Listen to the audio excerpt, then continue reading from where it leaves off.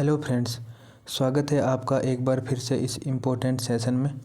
Friends, हम RPSC second grade librarian का जो एग्ज़ाम होने वाला है 16 फरवरी को, उसमें पॉलिटी के क्वेश्चनों की चर्चा कर रहे थे। इसमें हमारा ये आज का 5वां लेक्चर रहेगा। आए हुए जो पॉलिटी के क्वेश्चन हैं विभिन्न एग्ज़ाम्स में, जो सेकंड ग्रेड में, चाहे वो संस्कृत विभाग का हो या कोई सामान्य विभाग का, हमने एक एक करके चर्चा की है और ये 5वां पेपर है हमारा। तो इसमें आज हम पॉलिटी के क्वेश्चन देखेंगे। ये एग्ज़ाम हुआ था 12 फरवरी 2023 को, ठीक है। इसमें हमारे पॉलिटी के क्वेश्चन हैं जो 15 नंबर से शुरू हैं। तो चलिए शुरू करते हैं हम। आज का पहला सवाल है हमारा, कुछ हटके प्रश्न मिलते हैं फ्रेंड्स आरपीएससी सेकंड ग्रेड में पॉलिटी के, तो आपको उसी के अकॉर्डिंग तैयारी करनी है। और आपकी तैयारी अगर कम है तो आप पीवाईक्यू के माध्यम से इस तरीके से अपने आप को तैयार कर सकते हैं कि आपका अच्छे मार्क्स आ सकते हैं, ठीक है। तो पहला क्वेश्चन है पॉलिटी का, राजस्थान के निम्नलिखित राज्यपालों में से कौन भारत के एयर चीफ मार्शल भी रह चुके हैं। तो ये आरपीएससी का पैटर्न रहा है कि कौन क्या रह चुका है, कौन क्या नहीं रह चुका है। इस तरीके एक दो प्रश्न आपको हमेशा देखने को मिलते हैं। पिछले भी प्रश्नों की हमने चर्चा की थी उनमें भी। तो इसमें हमारा राइट आंसर ऑप्शन 3 हो जाएगा, ओपी मेहरा। जो ओपी मेहरा है वो राजस्थान के राज्यपाल भी रहे हैं और भारत के एयर चीफ मार्शल भी रहे हैं। ओपी मेहरा की बात करें तो इन्होंने 1982 से 1985 तक राजस्थान के राज्यपाल का पद ग्रहण किया था, ठीक है। रघुकुल तिलक की बात करें तो ये राजस्थान के पहले राज्यपाल हैं जिनको बर्खास्त किया गया था। अगर इस तरीके का प्रश्न पूछे कि पहले राज्यपाल जिन्हें बर्खास्त किया गया तो वो थे रघुकुल तिलक, ठीक है। प्रथम महिला राज्यपाल राजस्थान की बात करें तो वो थी प्रतिभा पाटिल। कौन थी? प्रतिभा पाटिल। और पहले त्यागपत्र देने वाले राज्यपाल कौन थे राजस्थान के? तो वो थे मदन लाल खुराना। मदन लाल खुराना ये पहले त्यागपत्र देने वाले राज्यपाल थे राजस्थान के। पहली महिला राज्यपाल प्रतिभा पाटिल और पहले राज्यपाल जिन्हें बर्खास्त किया गया रघुकुल तिलक को, ठीक है। तो हमारा इस प्रकार ये प्रश्न राइट आंसर अपना ऑप्शन 3 हो जाएगा, ओपी मेहरा, ठीक है। नेक्स्ट प्रश्न है हमारा, निम्नलिखित में से कौन सा सुमेलित नहीं है। एक तरफ आर्टिकल दे रखे हैं और एक तरफ उनसे संबंधित कथन दे रखे हैं। इनमें से कौन सा सुमेलित नहीं है, ये अपने को छांटना है। पहला है, विधानमंडल के विश्रांति काल में अध्यादेश प्रख्यापित करने की राज्यपाल की शक्ति, अनुच्छेद 123। यही हमारा ऑप्शन सही हो जाएगा। इसका आंसर तो ये हो जाएगा क्योंकि 123 नहीं, राज्यपाल 213 आर्टिकल के तहत अध्यादेश जारी करता है। नेक्स्ट है, कुछ मामलों में दंडादेश के निलंबन, परिहार या लघुकरण की राज्यपाल की शक्ति, 161 में। बिल्कुल सही है। आर्टिकल 161 में राज्यपाल की क्षमा करने की शक्ति भी है। कुछ दंड जो होते हैं उनको निलंबन कर सकता है, उनको कम कर सकता है और लघुकरण कर सकता है, ठीक है। तो ये हमारा सही हो जाएगा आर्टिकल 161। लेकिन फांसी की अगर सज़ा है तो उसको कम नहीं कर सकता या उसको कम नहीं कर सकता, ठीक है। कौन? राज्यपाल। तीसरा है, राज्यपाल राज्य के महाधिवक्ता की नियुक्ति करता है। ये भी हमारा सही है। आर्टिकल 165 के तहत राज्यपाल महाधिवक्ता की नियुक्ति करता है। और राज्यपाल राज्य विधानमंडल के सदन को आहूत करता है, आर्टिकल 174। ये भी हमारा सही है। राज्यपाल जो है आर्टिकल 174 के तहत विधानमंडल के सदन को आहूत करता है और दोनों सदनों को एक साथ अभिभाषित भी कर सकता है। आर्टिकल 174 में ये बात लिखी हुई है, तो ये हमारे सही हैं। ये गलत है। आर्टिकल 213 के तहत राज्यपाल अध्यादेश जारी कर सकता है, ठीक है। और अन्य बात करें तो आर्टिकल 164, इसमें जो है सीएम की नियुक्ति करता है। कौन? राज्यपाल सीएम की नियुक्ति करता है। और 316 जो अनुच्छेद है इसके तहत आरपीएससी के जो अध्यक्ष व सदस्य होते हैं उनकी नियुक्ति भी राज्यपाल ही करता है। ठीक है। नेक्स्ट प्रश्न है हमारा, राजस्थान में राज्य मंत्री जिसके पास किसी विभाग या उसकी विनिर्देशित शाखाओं का स्वतंत्र प्रभार है, किसके अनुमोदन से उस विभाग या यथास्थिति उसकी विनिर्देशित शाखाओं से संबंधित कार्य उससे संबंधित उपमंत्री को आवंटित करेगा। यानी कि इस प्रश्न का सार क्या है कि मान लीजिए कोई राज्य मंत्री है जिसके पास कोई भी डिपार्टमेंट है, विभाग है, ठीक है, और उसके अंडर में कुछ उसकी शाखाएं हैं, उसका स्वतंत्र प्रभार है उसके पास में, तो वो किसके अनुमोदन से उस विभाग या फिर यथास्थिति उसकी विनिर्देशित शाखा, यानी यह विभाग या फिर वो शाखा उससे संबंधित कार्य वो उपमंत्री को आवंटित करेगा। तो वो किसकी सलाह लेगा, तो वो मुख्यमंत्री की सलाह से ही करेगा। ठीक है, ये हमारा राइट आंसर हो जाएगा ऑप्शन इसमें बी, मुख्यमंत्री। नेक्स्ट प्रश्न है हमारा, राजस्थान विधानसभा द्वारा पारित विधेयक को राज्यपाल द्वारा पुनर्विचार के लिए लौटाए जाने पर वह विधेयक सदन के सम्मुख पुनः रखने के लिए अधिकृत है। यानी कि राज्यपाल विधानसभा ने एक विधेयक को पारित किया है, उसको राज्यपाल द्वारा पुनर्विचार के लिए लौटाए जाने पर वह विधेयक सदन के सम्मुख पुनः रखने के लिए कौन अधिकृत होगा। तो इसका राइट आंसर अपना ऑप्शन ए हो जाएगा। विधानसभा अध्यक्ष जो है उस विधेयक को दोबारा से विधानसभा के सदन में पुनः सम्मुख रखवाएगा। ठीक है, एक बात और है, जो धन विधेयक होता है, धन विधेयक, तो इसको राज्यपाल नहीं लौटा सकता। ठीक है, क्योंकि धन विधेयक पेश करने से पहले ही राज्यपाल की अनुमति लेकर के ही लाया जाता है। ठीक है, लेकिन अगर राज्यपाल जो है साधारण विधेयक को पुनर्विचार हेतु लौटा देता है, तो उसके बाद संशोधन करके या बिना संशोधन करके जब दोबारा से विधानसभा के समक्ष पेश किया जाता है तो राज्यपाल उसको अनुमति देने के लिए बाध्य होता है। ठीक है, तो ये बातें अपने को सामान्य विधेयक और धन विधेयक के संबंध में याद रखनी है। धन विधेयक को पुनर्विचार हेतु नहीं लौटा सकता क्योंकि पहले ही अनुमति ले ली जाती है, साधारण विधेयक को एक बार लौटा सकता है। नेक्स्ट प्रश्न है हमारा, राजस्थान के मुख्य सचिव से संबंधित निम्नलिखित कथनों पर विचार कीजिए और सही विकल्प की पहचान कीजिए। तो मुख्य सचिव से संबंधित प्रश्न है और ये हमारे सिलेबस में टॉपिक भी है मुख्य सचिव का। तो पहला है, मुख्य सचिव मंत्री परिषद का साथ ही उसकी उप समिति का सचिव भी होता है। ये कथन बिल्कुल सही है। जो मुख्य सचिव होता है मंत्री परिषद का और साथ ही जो उप समिति होती है उसका सचिव होता है। राजस्थान में भारतीय प्रशासनिक सेवा के वरिष्ठतम अधिकारी को ही मुख्य सचिव नियुक्त किया जा सकता है। ये बात गलत है। और क्या गलत है इसमें, जो ये वरिष्ठतम लिखा हुआ है ना, ये गलत है। यहाँ पे वरिष्ठ आएगा। जो वरिष्ठ अधिकारी होता है उसको मुख्य सचिव नियुक्त किया जा सकता है भारतीय प्रशासनिक सेवा के। ठीक है, तो इस प्रकार हमारा इसका राइट आंसर ऑप्शन ए का आएगा, एक सही है इसमें। और मुख्य सचिव की नियुक्ति कौन करता है, तो नियुक्ति इसकी सीएम करता है।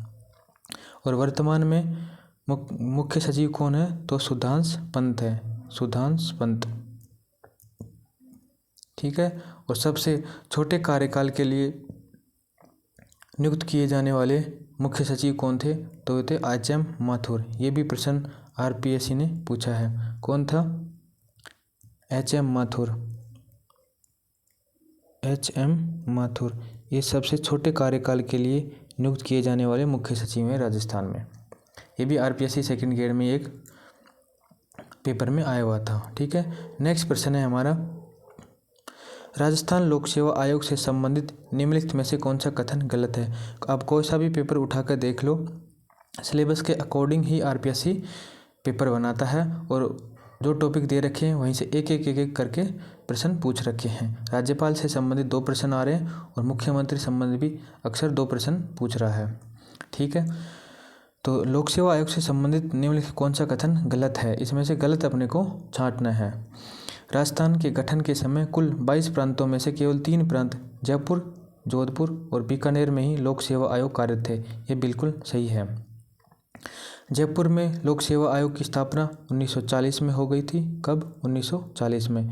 जोधपुर में 1939 में, यानी सबसे पहले लोक सेवा आयोग की स्थापना जोधपुर में हुई थी। और सबसे अंत में 1946 में बीकानेर में लोक सेवा आयोग की स्थापना हो चुकी थी। राजस्थान लोक सेवा आयोग 22 दिसंबर 1949 से प्रभाव में आया। यह भी कथन हमारा सही है। 22 दिसंबर 1949 से आरपीएससी ने अपना कार्य प्रारंभ किया था। इसके संबंध में अपने को 3 बातें याद रखनी है। 16 अगस्त 1949 और 20 अगस्त 1949 और एक अपना ये 22 दिसंबर 1949। 16 अगस्त 1949 को आरपीएससी के लिए अध्यादेश जारी किया गया। 20 अगस्त 1949 को यह अध्यादेश गजट में पारित किया गया। ठीक है। और 22 दिसंबर 1949 से राजस्थान लोक सेवा आयोग प्रभाव में आया। इसने कार्य प्रारंभ किया। कार्य प्रारंभ कब किया? 22 दिसंबर 1949 को। और 20 अगस्त 1949 को यह गजट नोटिफिकेशन में प्रकाशित हुआ। वैसे एक्चुअल में इसकी स्थापना की तिथि ये होनी चाहिए 20 अगस्त 1949, लेकिन आरपीएससी ये मानता है इसको 22 दिसंबर 1949 को। तो अपने को भी ये तीनों ही याद रखनी है। ठीक है। तीसरा ऑप्शन है भारतीय संविधान के अनुच्छेद 234, 315 से 323 तक लोक सेवा आयोग के विभिन्न कार्यों और शक्तियों से संबंधित है। ये भी हमारा सही है। जो भारत का संविधान है उसका आर्टिकल 234, 315 से 323 तक तो आरपीएससी के अनुच्छेद से संबंधित हैं। 234 में क्या लिखा हुआ है? 234 में जिला न्यायालय के जो न्यायाधीश होंगे उनकी नियुक्ति के संबंध में राज्यपाल इससे सलाह लेगा आरपीएससी से। ठीक है, ये बात तो ये भी इसी से संबंधित है आरपीएससी से। और लास्ट ऑप्शन है प्रारंभ में आयोग में 1 अध्यक्ष और 3 सदस्य थे, तो ये हमारा गलत है। तो राइट आंसर वैसे तो क्या होगा इसका?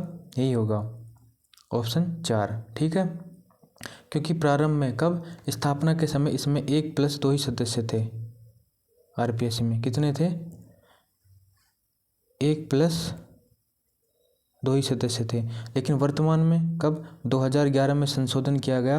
वर्तमान में 1+7 सदस्यीय निकाय है। ठीक है। और भारतीय संविधान के भाग 14